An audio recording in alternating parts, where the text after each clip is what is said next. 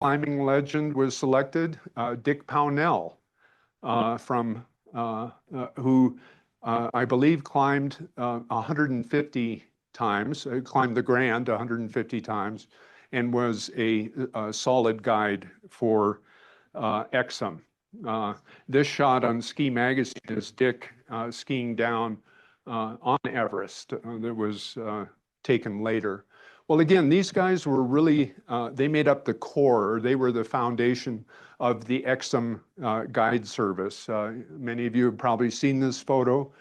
Jake Breitenbach on the left, Bob French, Al Reed. And Al Reed was in the Foreign Service and spent many years in India and in Nepal as an agent and also as a consular officer in Kathmandu. And he was connected to the 63 and other expeditions. Barry Corbett, Ed Exum, Glenn Exum, and another legend who guided for Exum, Willie Unsold. Willie described himself as a metaphysician, and he became the Pied Piper for a whole generation of students at Evergreen State College. And he used to take pride on playing his harmonica while he was climbing uphill, not just walking downhill. And we actually have a video clip that I think maybe Peter shot. And we're trying to figure that out. And you may recognize it from American Sportsman of Willie Unsold here in the Tetons in the 1970s.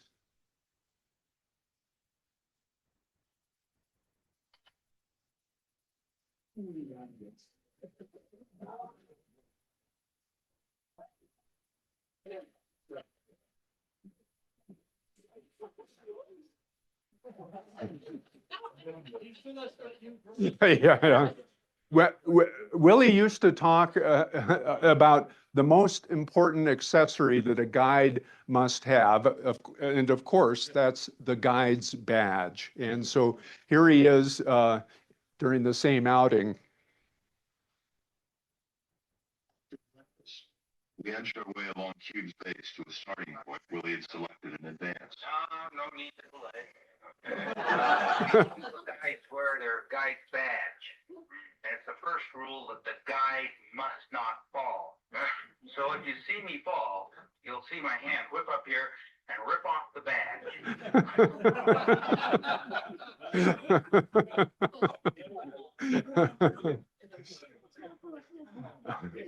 So another climber who climbed here much in the Tetons, nominally from Colorado, was Tom Hornbein. And Tom Hornbein first met Willie Unsold here in the Tetons, I believe below the lower saddle on the Grand.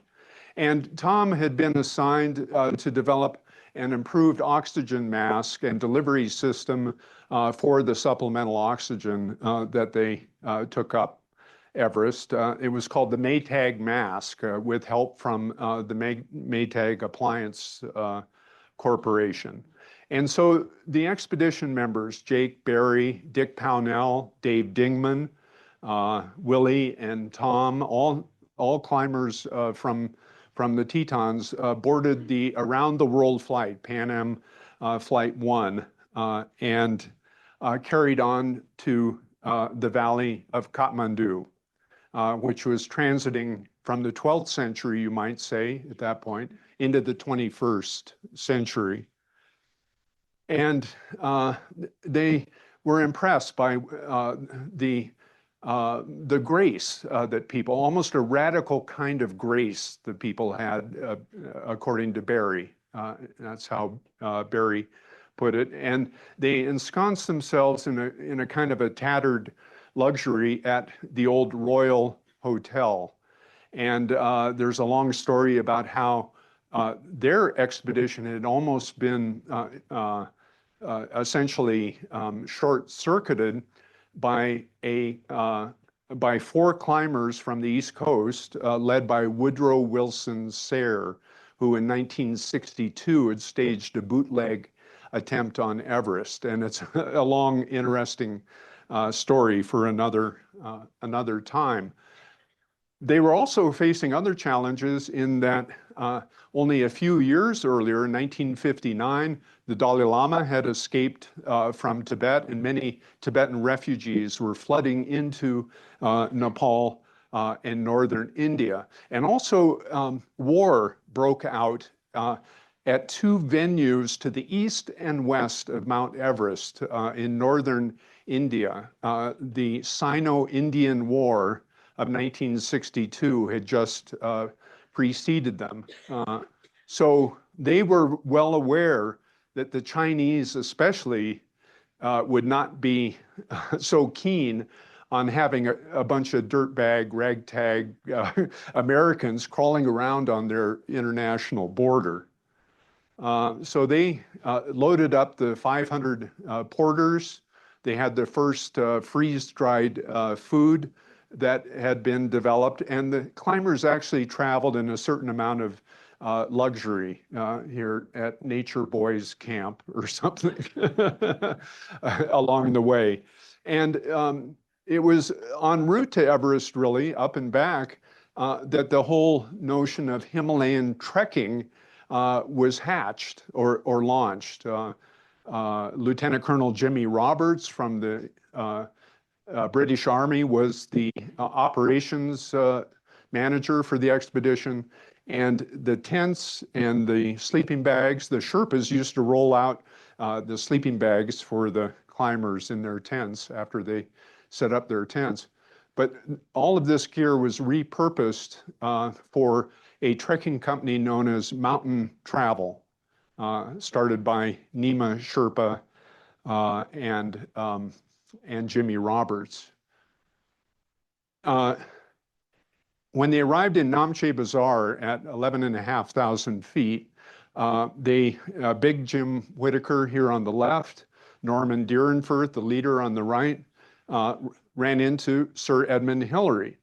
And with Sir Edmund Hillary that year was Dave Dornan. And Dave was up there, we're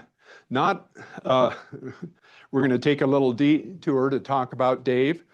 This was on Mount McKinley in 1959, is that right? 58. 58.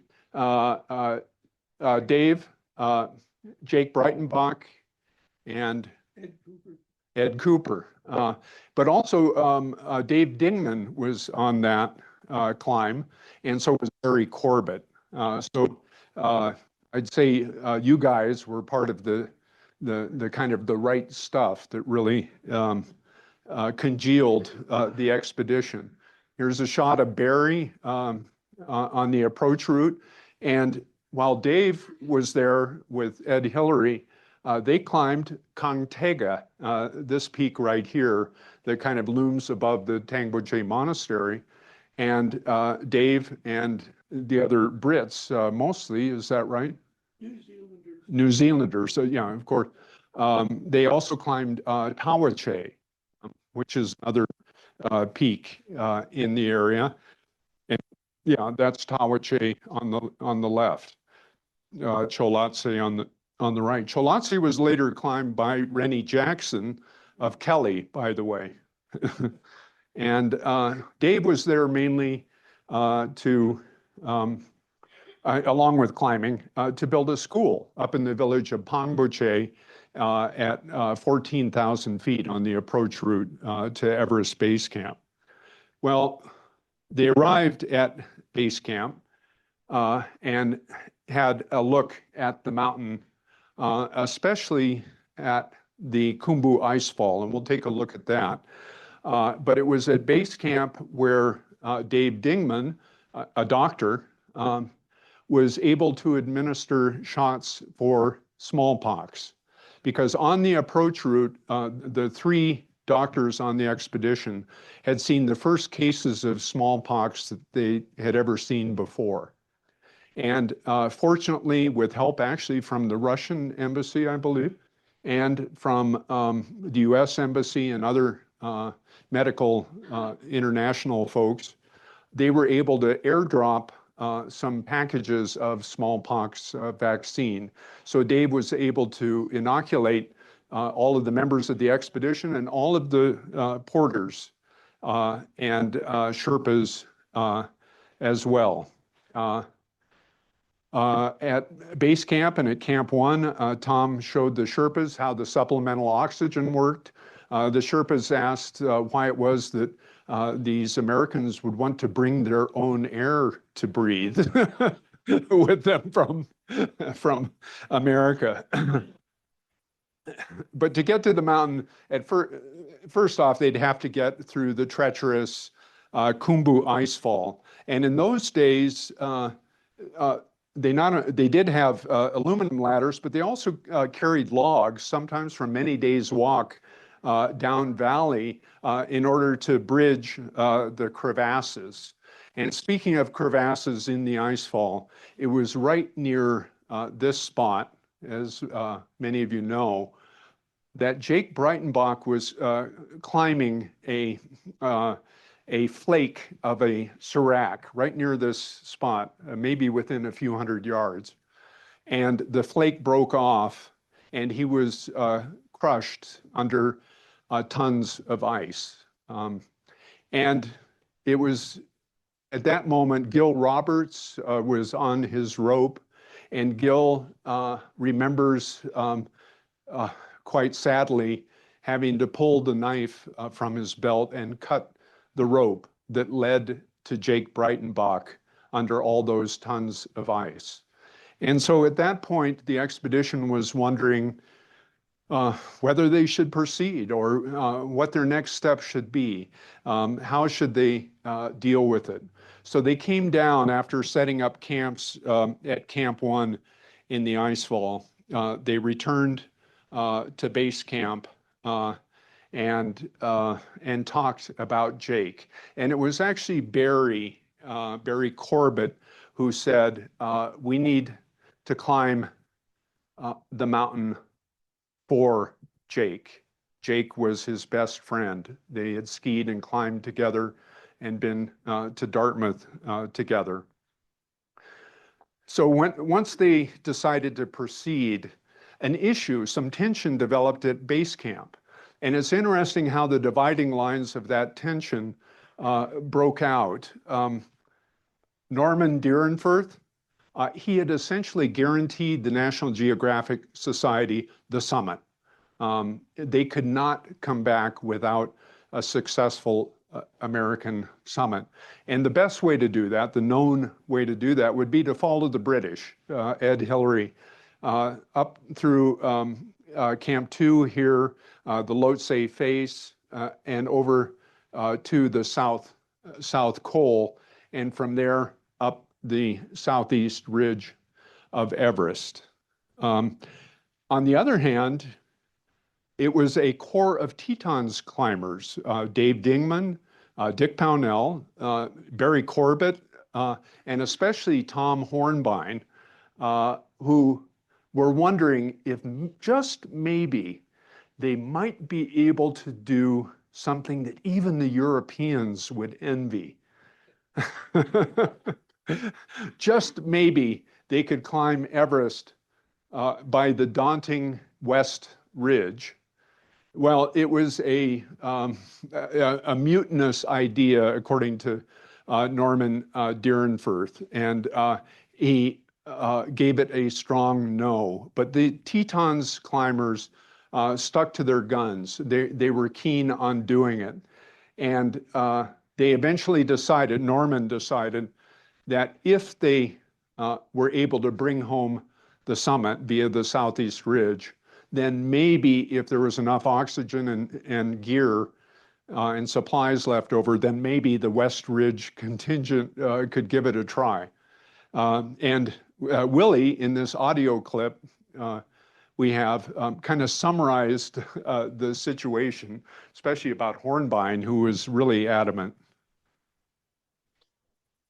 My major functions on the Everest expedition was actually to keep Hornbein under control. And we would be sitting in full Congress assembled, and that was my job, to just sit there with one clutching claw on his shoulder to keep him from tearing the place apart. Well, Big Jim from the Northwest and Gombu Sherpa from Darjeeling did climb on May 30th of 1963. They brought home the American summit, the first summit after the British. And while they were on top, they were asked later, they looked around for a bust of Chairman Mao because the Chinese had claimed that in 1960, they had reached the summit of Everest and placed a bust of Mao up there, but didn't have any photographic evidence of their climb because they arrived on the summit and departed in the dark. And so that climb is still being disputed, is generally recognized, but we can all draw our own conclusions about that. In any event, it was now time for the West Ridgers. Unfortunately, much of the oxygen had been depleted on the Southeast Ridge, and many of the supplies as well, the Southeast Ridge route to the South Col and like that. So the West Ridgers and some of the Sherpas took off, and they found a route up to the Lo La, it's called, the pass right at the base of the West Ridge. This is looking to the west from the Lo La at a peak called Gachungkang. And if you turn 180 degrees, they face the daunting profile of the West Ridge itself. And as they set up camp, Willie recalls wandering out in the evening, in the early evening, and wondering why the snow here is so scoured like this. And they realized that night, as the wind picked up, that their tents were essentially levitated, and they were carried 150 yards downslope with everyone in them. And the next morning, they had to pick up the wreckage, which ended up literally yards from a 6,000-foot drop down into to the north face of Everest, down to the Rongbuk Glacier there. And it was Tom Hornbein who said, let's do the math here, let's reconfigure. And if we reduce our proposed 3-person ascent team to only 2 people, we may have enough oxygen and materials that we can piece together and actually make an attempt. And besides, astronaut Cooper had flown over in the last of the Gemini space missions. And Tom was partly basing his inspiration on that astronaut who said he had flown over the Himalayas and was impressed by the sight. So they went up to their high camp, to a high camp on the West Ridge, and they took off along what became called the diagonal ditch toward the Hornbein, later named the Hornbein Couloir, right there. And here they are on the diagonal ditch, heading up in that direction. And leading the charge, carrying, was Barry Corbett. And right up the middle of the Hornbein Couloir. And they set up a camp. Barry helped position the tent on an 18-inch wide ledge that Tom Hornbein and Willie Unsold then fitfully slept in that night. And they took off the next morning early, had all sorts of oxygen problems, and then they arrived back up on the West Ridge, only about 2,000 feet below the summit. And at that point, when they looked over the West Ridge, they were looking down on the 8th highest peak in the world, Lhotse, right here. And so they knew they had gained some elevation. And turning 45 degrees to the left, Tom looked at the last pitch up the West Ridge, and he said, as he climbed much of it without gloves, in bare hands, he said it was like climbing on a beautiful day in the Tetons. And so they made the top, Tom and Willie, together. But as you can see from the low angle of the light, they arrived actually at 6 o'clock at night, 5:30 or 6. And so they realized, as they had agreed before, they would have to descend by the Southeast Ridge route, by a route they had never seen. It would be impossible to arrange a descent on the West Ridge itself. And they understood that at the outset. So they took off down the Southeast Ridge. And one thing that caught them as they looked down were footprints. And so they realized their batteries, their radios, their lights, their flashlights had all worn out with the rudimentary batteries they had.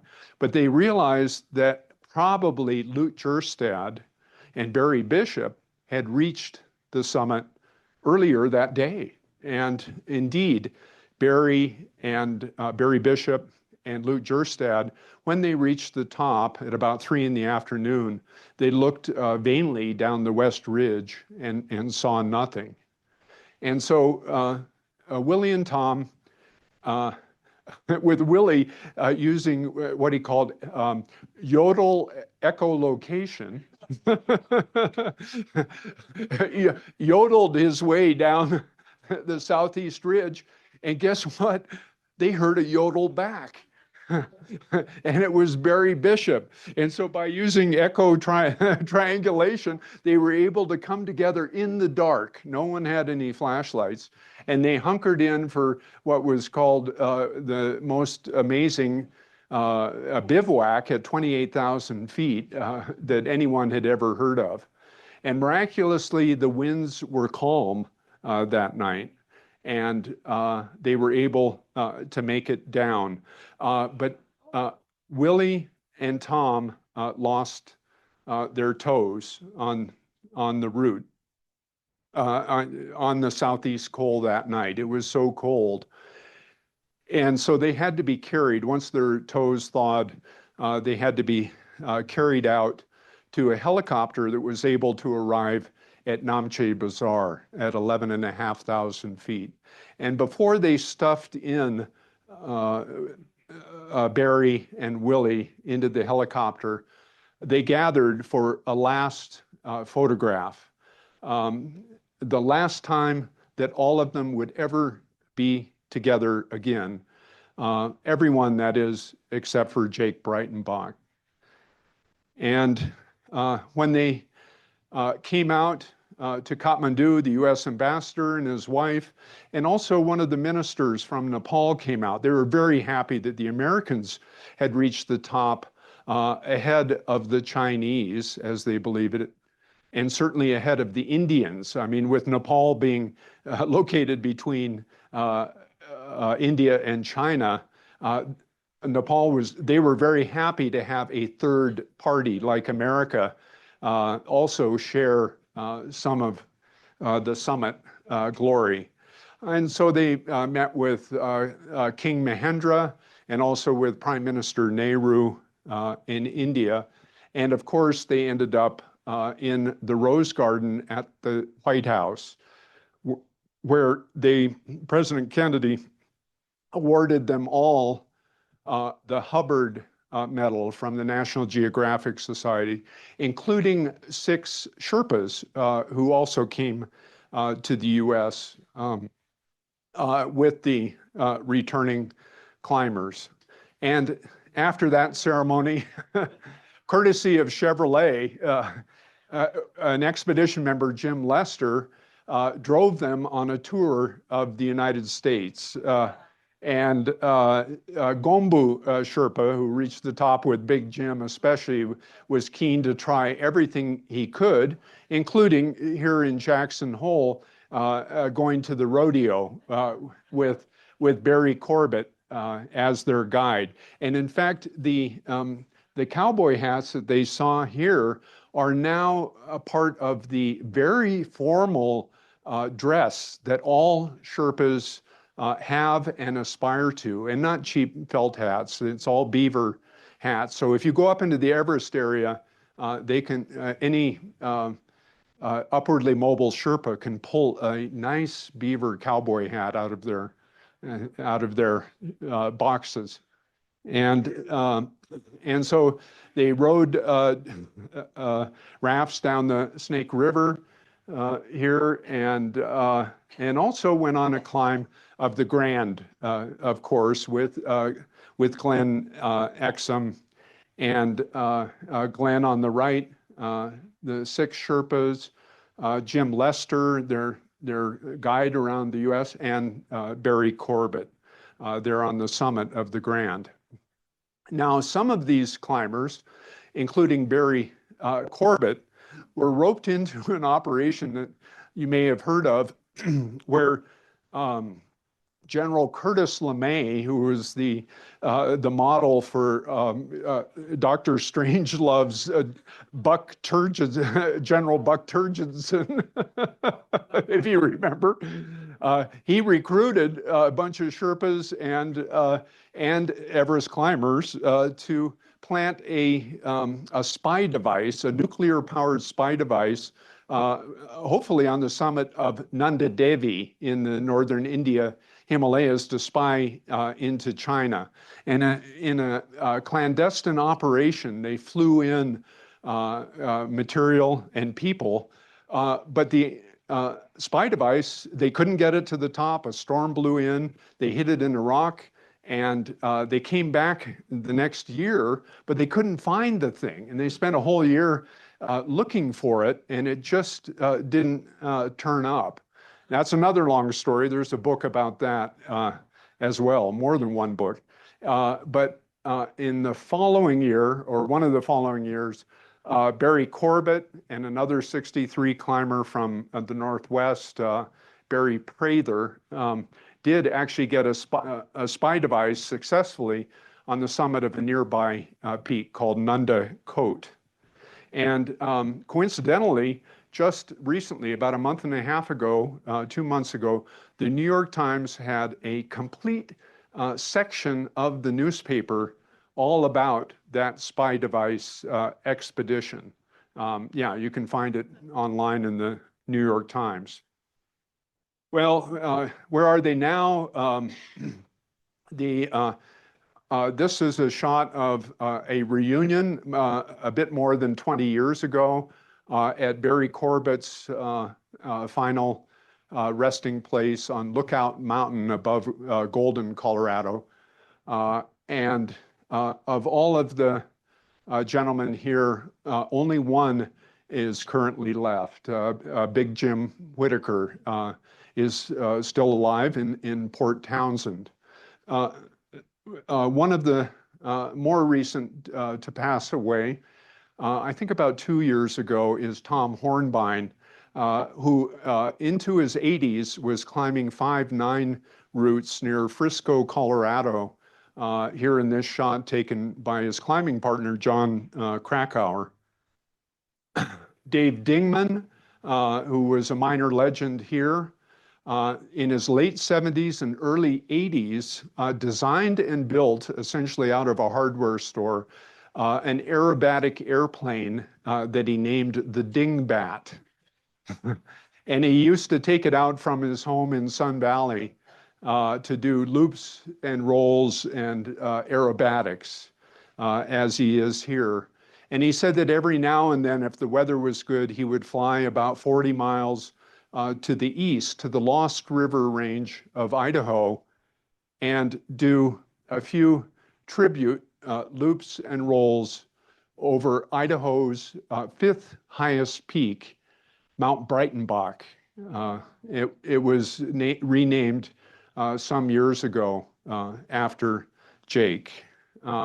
Dick Pownell had a career as an administrator and high school principal in the Denver school system, and retired for many years in his beautiful home in Vail. And Willie's story you probably know.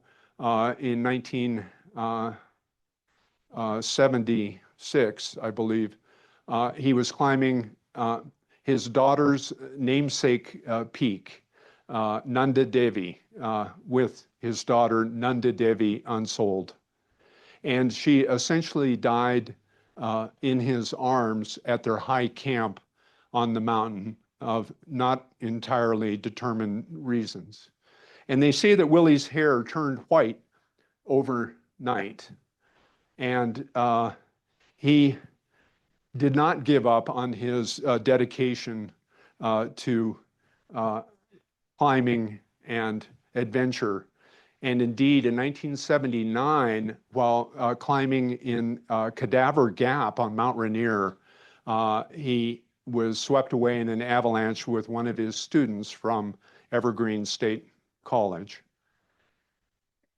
And so Barry Corbett, when he came back, he became sort of the model for all things outdoors, as shown here in this artwork for a Camel magazine advertisement that appeared on the backs of magazines in the 1960s, with a cigarette coming out of his mouth once the artist put that in. But Barry, as you know, suffered challenges of his own when in 1965, I believe, he was shooting a ski film in the Maroon Bells of Colorado with Norman Deerenfurth. And they swapped in and out of the helicopter to helicopter behind the Bonnie Bell girls, if you remember, who would ski down in formation. And the helicopter skids caught on a snowy knoll and flipped over. And Barry was thrown from the helicopter and was paralyzed from the waist down. But Barry didn't waste time picking up a camera and going out and filming, especially for the Craig Hospital for Rehabilitation in Denver. And he made groundbreaking films showing how active paraplegics and quadriplegics can be in the out of doors. And indeed, Barry is believed to be the first paraplegic to successfully do a roll in a kayak, an Eskimo roll. But beyond that even, he became the editor of a sleepy trade magazine called New Mobility. And he injected over more than a decade the guts and the spirit that this magazine still has today. And so several years later, a number of years later, after Barry died, I think about 20 years ago, a paraplegic skier named Chris Devlin Young, in this photo by John Selkowitz, finally developed the nerve, and he pulled himself up to the edge of Corbett's couloir here, and because he wanted to execute a tribute to Barry Corbett, and he did successfully drop into Corbett's couloir and ski out successfully. Now, it's worth giving a quick shout out to some of the other old, or somewhat old, I guess, I don't know, we're old guys, Everest climbers from here, including Peter Pilafian and John Wasson, who were both on the 1979 second ascent of Amadablam, this beautiful peak in the Everest area.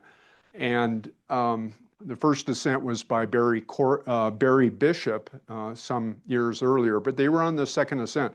This peak has been climbed many, many times since then. And here's a shot of John Wasson, I believe, at their high camp. And And Peter or John, who's here, can talk about that. Also on that expedition was David Brashears, who guided for Exum and did a lot of climbs in this area. Here he's shooting some footage of Everest from about 28,000 feet in a Pilatus Porter turboprop small plane with the door open. And David, as you know, went on to film the IMAX film, get all of the Everest footage for that. The IMAX film Everest is the largest grossing large format film in history. And another shot of David on the north side of Everest in 1986. And he was with Mary Kay Brewster, but also Kelly resident Catherine Cullinane. And they didn't make it to the top, but Catherine was hooked on the Himalayas, and with her husband, Rennie Jackson, on the left, also of Kelly, and many of you know, they went back to the Everest area for 3 years, where Rennie taught at the Khumbu Climbing School. And Catherine did medical work, where they taught a generation of Sherpas in advanced climbing skills, including a number of women and young people.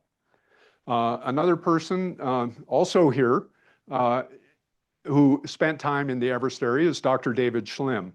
And he was there initially, as I understand, with the Feriche Health Post at 14,000 feet in the village of Feriche.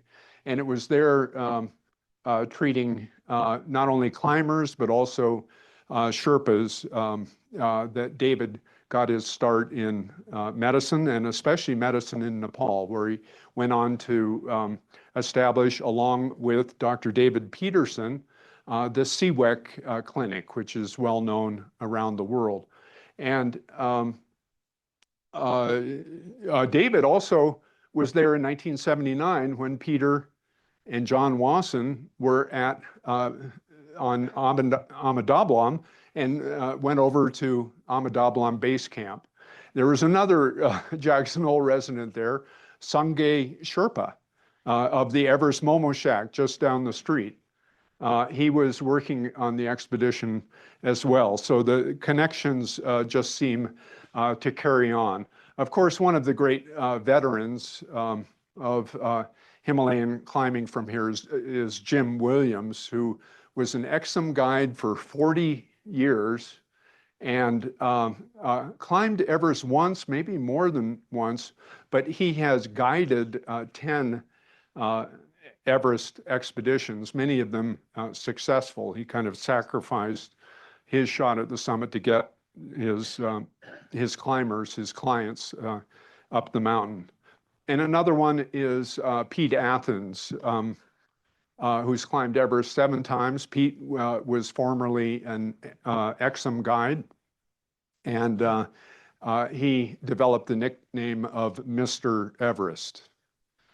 And of course, all of these climbs couldn't be done without the Sherpas. This is the lineup of the Sherpas, not the porters, the Sherpas who were on the 1963 Everest expedition. And the Sherpas and other Himalayan ethnic groups, for me at least, have really been a large part of my life. I'm happy to talk about that. But what's interesting is that it's estimated that the direct descendants of just the Sherpas in this photograph number more than 300 living in the US. Yeah. Yeah, more than 300 of their direct descendants now live in the US. And so I'll leave the years that followed 63 and the 70s and 80s to someone else. Everest has changed, as you all know. And if you want to learn more about what's happening now, again, go to Instagram or wherever they go to see it. Well, I think that's it. Yeah. Oh, that's good. Yeah, thank you very much. I know it's not, yeah. You take that. Mhm. Yeah. I have my, you can, yeah. Okay, great. Thank you so much, Brot. I think that provided such a detailed and incredible overview of that first ascent and then all of these cool Jackson Hole connections. Do some rearranging. Perfect.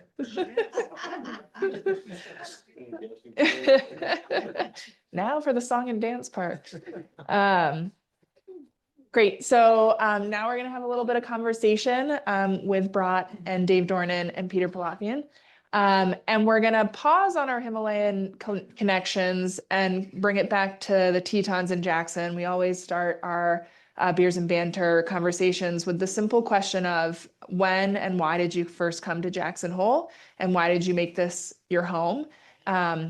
And in the sake of time, I know you guys could probably talk for many minutes about that, but if you want to just give a short summary of how you found yourselves in Jackson Hole and why you've made this your home. First, I want to thank Morgan for throwing a party with all of our friends.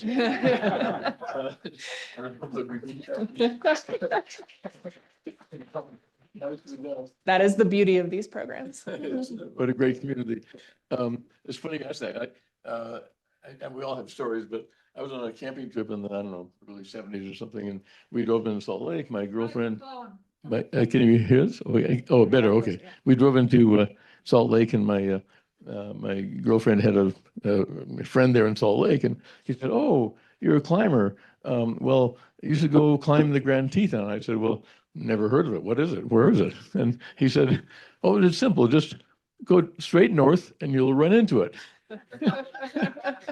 And we did, and I got hooked, and I started getting film jobs here. One was about Let the Fires Burn. Remember that program where the Park Service decided any natural fire should burn? Well, we made a film on that. It was apparently not, it was hated by the Park Service, and within months they pulled it. So anyway, but that was early on. So, And you're still here. yeah. Anyway, I just started running up and down these mountains. I got kind of hooked on that. Thank you. Peter, by the way, I think if you know him, is a Emmy award-winning filmmaker too. Dave Dornan, and I had no choice. I was born here. That's how I came to Jackson Hole. And this is like my 9th decade. I was born in 1936. And I actually knew some of the great climbers from the 30s, like Petzl and Exum, when I was growing up, and Jack Durrance and others who were an inspiration for me to start climbing myself. And in the 40s and 50s, the big mountain for us was K2. That was the American mountain. Everest was for the Brits. And in 1938 was the first American expedition to K2, and Paul Petzl was a member and got to 25,000 feet, which was a record altitude for climbers at that time. And the next year was another expedition headed by Fritz Wiesner. And Sorry, Dave. Yeah, if you want to point it towards your and Jack Durrance, who was a guide in the Tetons, was on that expedition, and that was a sad experience because there were some fatalities on the mountain. Then in 1953, the Americans had another well-organized expedition that got very high on the mountain, but in a storm, they spent like 5 days in their tent, and one of the climbers who had been an Exum guide here, Art Gilkey, had an embolism, and they very difficult terrain. They tried to bring him down in the face of this storm to save his life, but he was swept away in an avalanche. And we named a little pinnacle between Cloudville Dome and South Teton, Gilkey Tower, after him. Great. Brot, why don't you tell us a little bit of what brought you to the Tetons? Well, that's a long story. I was a skier, a ski racer growing up, and I came out in 1965, 66 with a middle school group. But all I really remember from that trip mostly was being in the bus with these very pretty girls that we were all trying to figure out. But then I took a left turn after college and ended up in the Himalayas. Yeah. Okay, then maybe back to Peter, and if you want to share a little bit more about your first trip to the Himalayas. What brought you out there? What was that first adventure like? Yeah, yep, that's back on. Voice activated. Well, I feel very active. So interesting. I think it was, the 76 Everest. Well, when I came up here, there was a small film company making animal, documentaries, and they'd made one film, and it was an interesting young man, didn't really know what he was doing, so he needed to hire me to help him actually make films here at a place in downtown Jackson. Anyway, within 6 or 8 months, he went bankrupt, and but I was already here. I'd bought a house and whatever, and so I said, okay, now what? And somehow, right about that time, I started looking around, and this 76 Everest expedition came up. And Mike Hoover and I had been friends for a while, and we'd done films together and whatnot. And so that was my my next move when the company went bust. And so we in general, I mean, I've been climbing everything here, so my attitude was probably kind of similar to Mike's. We don't say no. I mean, Everest, sure, no problem. We'll go do it, and we'll put it together. We got a few months or whatever it was, and we jumped into it and solved all the problems as we went along. And no previous experience, just okay. How many? And we were there for 2.5 months. I have a funny. It's an amusing story. Some of you probably remember Marquita Maytag, and she at that time she was the ambassador to Nepal. So after we successfully climbed Everest, we came back, and she very graciously offered some of us to stay at her house, which was very nice. But then when we were about to head out a few days later, she said to me, I said, what can I do for you, to thank you for your generosity? She said, well, being the ambassador, I have a very hard time going out to get any hashish. Maybe you could do that for me. Clandestine. I did, by the way. I should add that Marquita actually lived for a number of years over just the other side of Driggs. And her sister was or is Virginia Chapman, who has the ranch just up the Highway 22, up the old pass, the pass road there. Yeah, they're selling that place. But Peter, do you want to show the clip of 76? Sure, it's a good time to do that. Sure. Yeah, this is, let me make a comment here. Sorry, I'll pause. Yeah. This 76 was a very interesting. Thank you.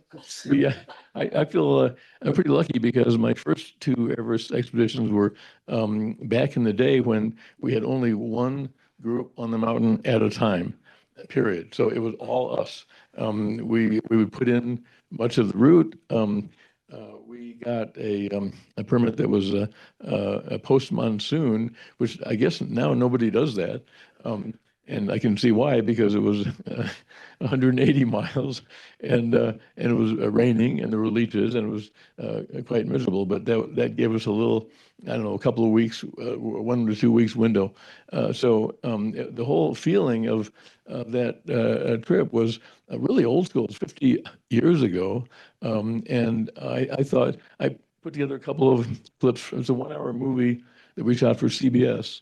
To me, it's like I say, I was lucky. It's such a different environment when we were all on sort of on our own. We were figuring it out. There was no support. We had no communication at that time. We set up a shortwave radio at base camp, which was powered by a pedal generator, which once a week we would attempt to make contact and rarely succeed.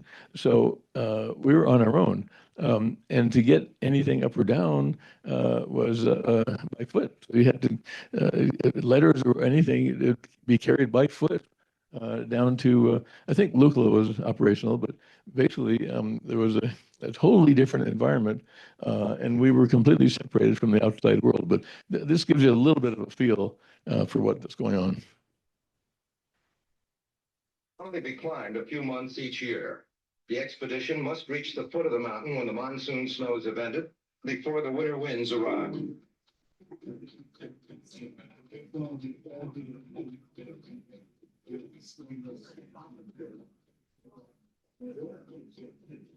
To protect the climbers from the demons he believes inhabit Everest, the Lama gives each climber a prayer shawl for good fortune.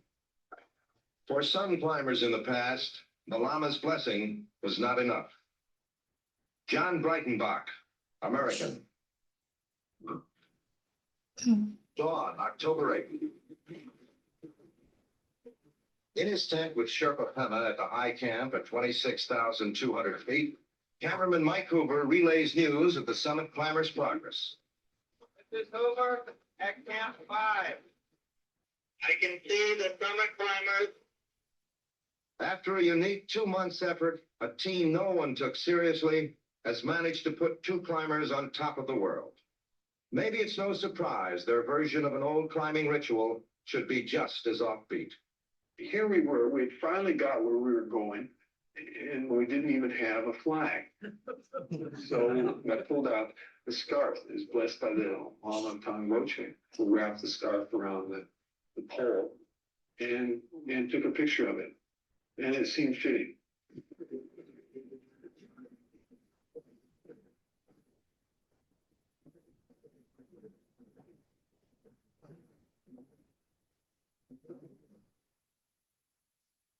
What year was that? What, 76? Wow. And Mike Cooper is probably not here, but he lives in Kelly still, and he was the driving force that made this possible. It was a CBS 1-hour special. If anybody wants, I can send you a clip of this, the whole movie. I thought it was quite remarkable. They did a great job, and that this whole world of climbing Everest and so on was so unknown. It was treated like a very special, unusual thing that nobody did, and there was you had to kind of make it up. And I think CBS did a really good job putting it together. But this is a little taste of it, and hopefully you enjoyed the. For me, like I say, the thing is that it was just us on our own.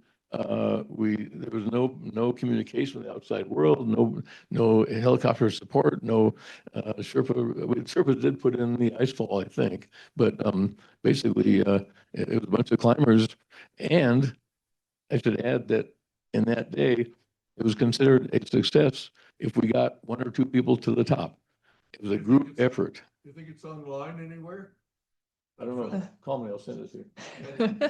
Peter, Yeah. we should mention the fact that you were the first person to ever film a camp in the South Col. That's my understanding Up of there. that trip, to actually have a 16mm camera and document. Yeah, there's no video at all. We had to carry these big 16 mm film cameras. And at some point, I figured something out. It was very important because these cameras are heavy and tripod and all that. And I would get kind of tired, and it occurred to me, aha, I have the answer. I'll get a Sherpa to follow me around with the camera. So I eventually trained him to do sound actually, but we were good friends.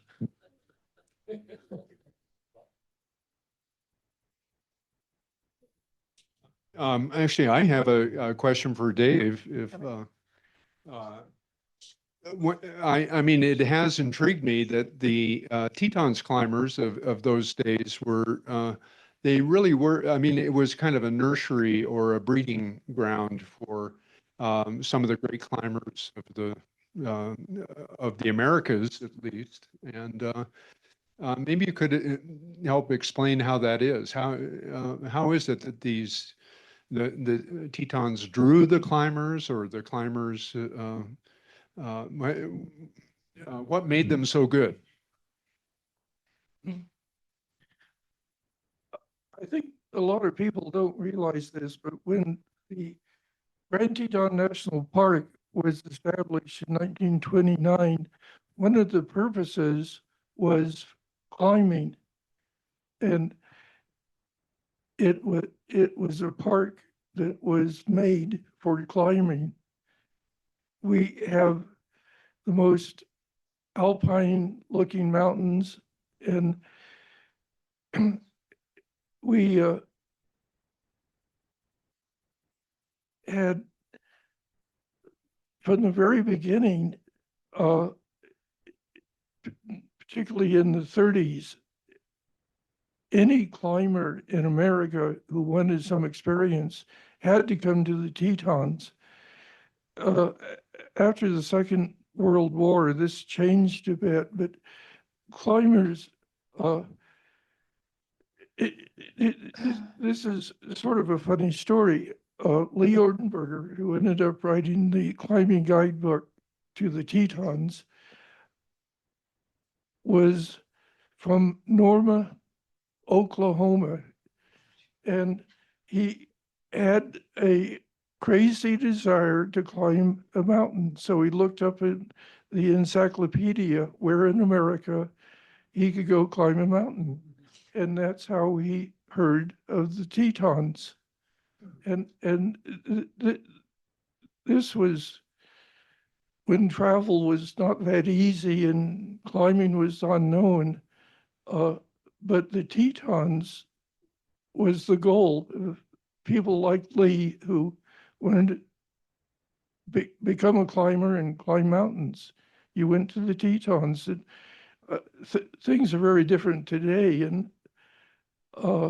there's a lot more climbers, and there's a lot more affluence, so they can go to mountains all around the world whenever they want, pretty much. But to learn the basics, they can still come to the Tetons, and we have the oldest guide service in the country here. When I grew up in Moose, it was a cowboy culture in Jackson Hole, but since we had occasional contact with climbers in Moose, they looked like the crowd that I wanted to be with. and it was really hard to find anyone locally to climb with. They would tell me, if I can't ride my horse, I ain't going. And so I had to meet people from Dartmouth, and Barry and Jake and all those guys became very good friends, and we did a lot of climbing together, but it wasn't a local activity at all. There were skiers, and some of the skiers had done some climbing, but they weren't here primarily for the mountains to climb. So it evolved, and today, in some ways, we have too many climbers in the mountains. but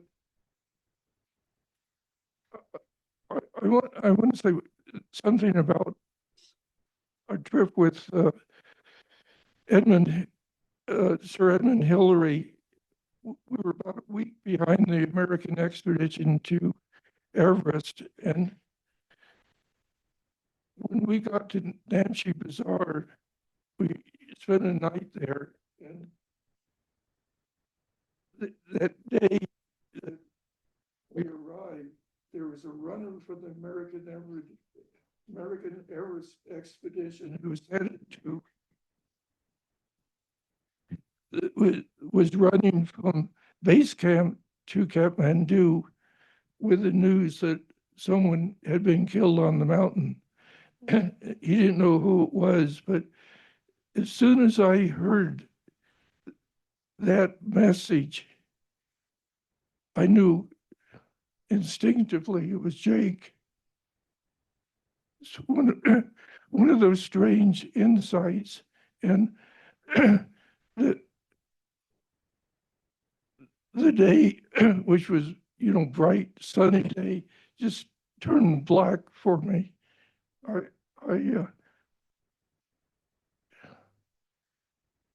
knew somehow that Jake was the person that got it.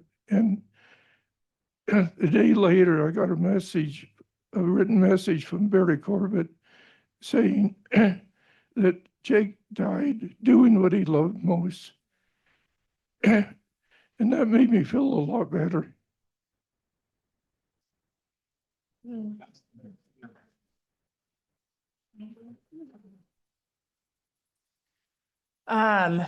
One thing Brot and I were talking about is I'm curious, I think you've hit on it in different ways, but were Teton climbers noticeable in the Himalayas? Was there something that made climbers who had trained in the Tetons or who are from Jackson stand out compared to climbers who came from elsewhere? Thoughts on that? Well, I think Peter has and Dave have a better grasp of the history, but there were these geographic areas that had their own style. And there were the Yosemite climbers who were very technical, right? And the Pacific Northwest climbers, they used to kind of plod their way up the volcanoes of the Pacific Northwest. And I might say they were looked down upon a little bit by the more technical climbers. I mean, I guess anybody could plod up a volcano, but they were very good on snow. They were quite good in snow and avalanche work, which we don't have so much here, like you have on Mount Rainier and the other volcanoes. So maybe it was that in '63, kind of a combination of the Tetons' technical skills and the Northwest snow and ice skills kind of came together. And they certainly divided at base camp. Yeah, I hear Tom Hornbein was quite a terror at base camp. He was driving Norman Dearnforth crazy with his West Ridge notion.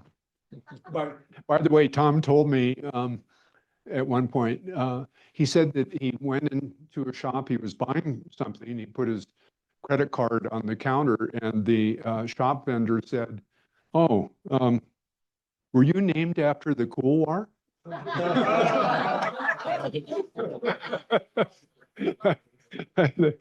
He got quite a kick out of that.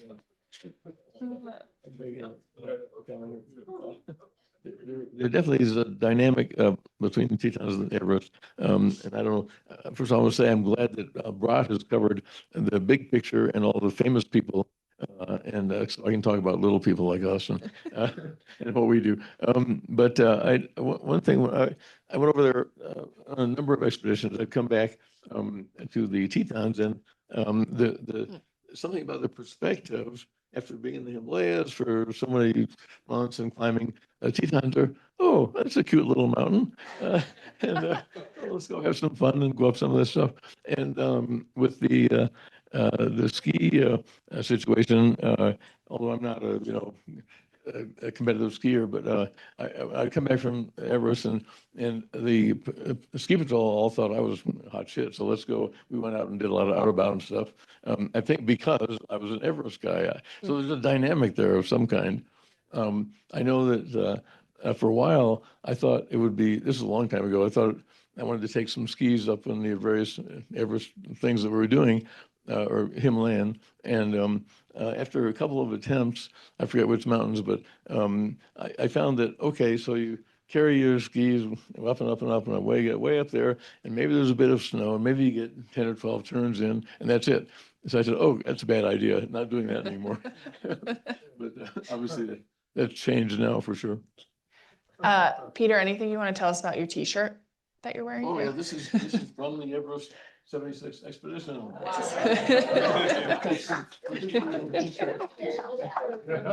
It still fits.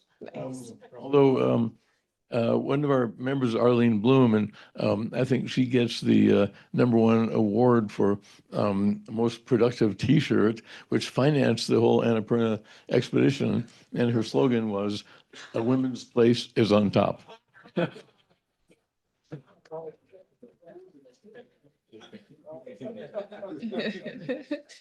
Maybe back over to Dave, anything, all of the time you spent in the Himalayas, what distinguished Teton climbers?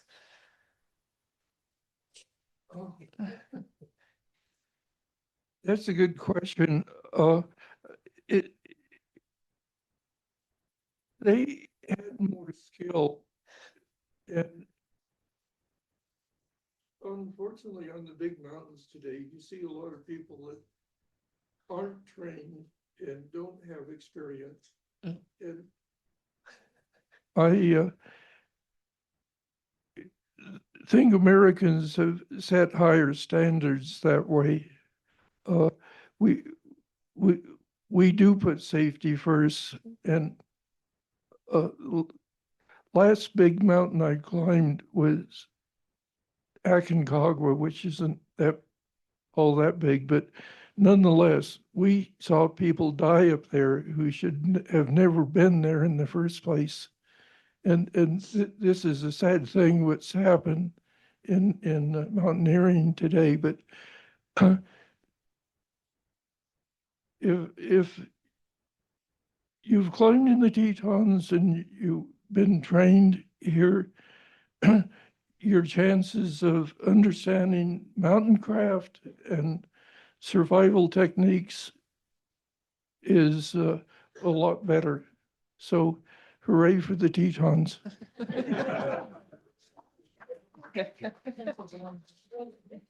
Okay, I might open it to the audience for questions unless Brot, you have anything else you want to ask these guys? Okay, we'll try to take 2 or 3 questions.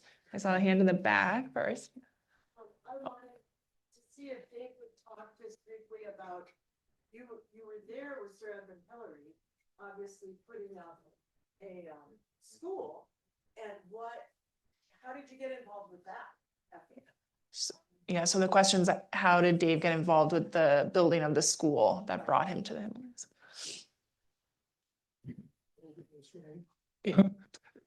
That's actually a good story. In 61 or 62, Ed Hillary had Sears Roebuck as a sponsor, and he was helping them sell camping equipment.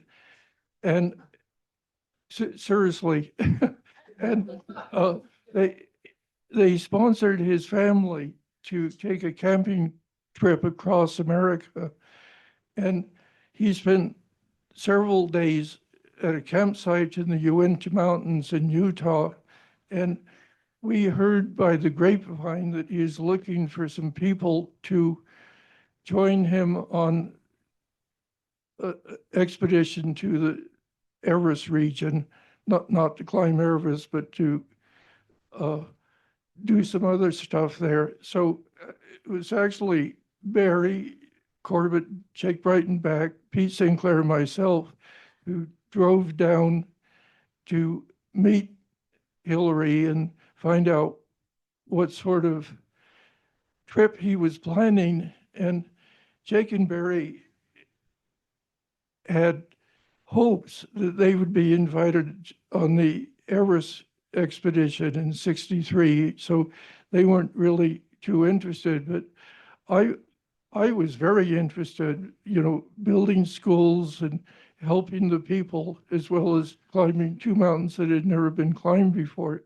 I mean, that sounded like a great expedition to me. And so he invited me to come, as well as Tom Frost from California, who drove the same experience. He drove all the way from Los Angeles to this campground in Utah to meet Hillary, and he was invited. He was one of California's better climbers. At any rate, the experience I gained from that was life transforming in the sense that I changed my career to public health and decided that helping the developing countries and working with people who needed exposure to Western health was really worthwhile. And so I spent several years in Southeast Asia doing public health work and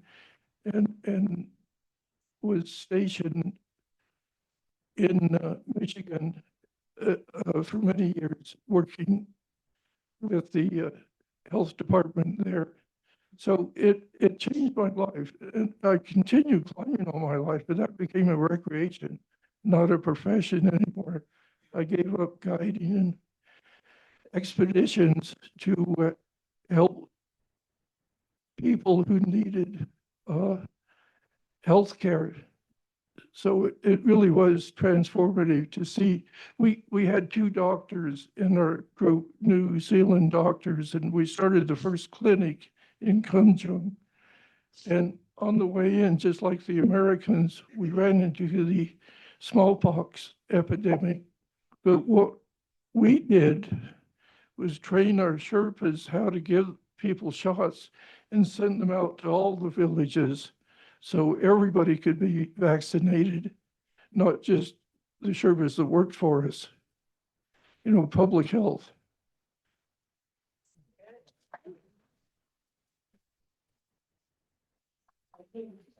I should add that Ed Hillary is regarded as the patron saint of the Sherpas up there. They regard him as they call him Bada Sahib, and the great Sahib, who has come to their area, and he kept coming back. He built his Himalayan Trust out of New Zealand eventually built 27 schools, 2 hospitals, bridges, reforestation projects, and so on. So yeah, that was inspiration to me as well.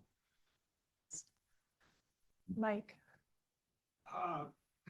Dave, this has been absolutely fascinating, all 3 of you gentlemen. It's just been an incredible evening. Dave, would you feel comfortable at all in speaking a bit about Jake's widow, Lou Breitenbach, and did she go to the Himalaya and find some of Jake eventually? I don't know all the details. She did it. Oh, I'm sorry. She did in fact take a trip there several years later, and Barry Bishop helped organize it. That's all I know. His body did show up eventually in the glacier. It did. And they recovered his camera, but it was worthless. And his body was sent back to the States to his parents. Lou was not able to have it, his wife. but it was all very sad, you know. Thank you. I recall that some Sherpas recognized his body emerging from the glacier there by the sweater, the American expedition sweater, which they all knew very, very well. And Norman Deerenfurth and Barry Bishop were up there at the time when they found Jake's body coming out, and they erected a tribute behind the Tangboche Monastery. You know. One last question? Okay. Oh, Can I make a comment about? Yeah, sure.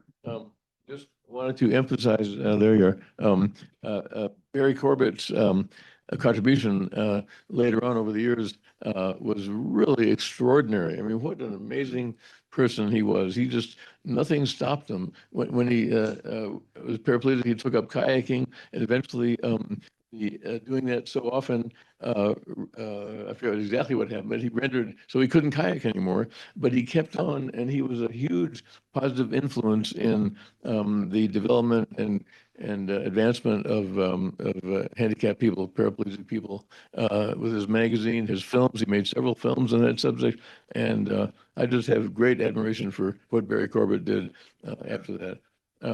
I also would say that when I was making my little film about the couloir that bears his name, I called Muffy Moore, his widow, and I said, Muffy, well, talk to me about some.